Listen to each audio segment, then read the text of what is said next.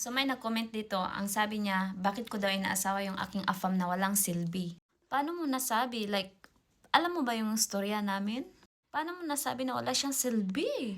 FYI, I'm proud to say that my husband is nakapagtapos ng pag-aaral tapos meron siyang trabaho. Ikaw, ano yung ipagmamalaki mo sa sarili mo?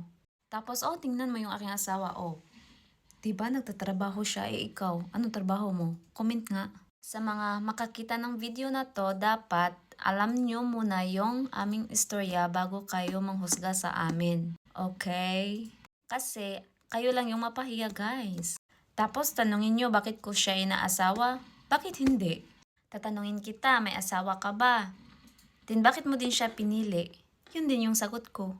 Hindi ko na kailangan i-explain in details yung istorya namin ni Afam. Basta, ang sasabihin ko lang sa inyo is proud na proud ako sa kanya despite sa kanyang kapansanan.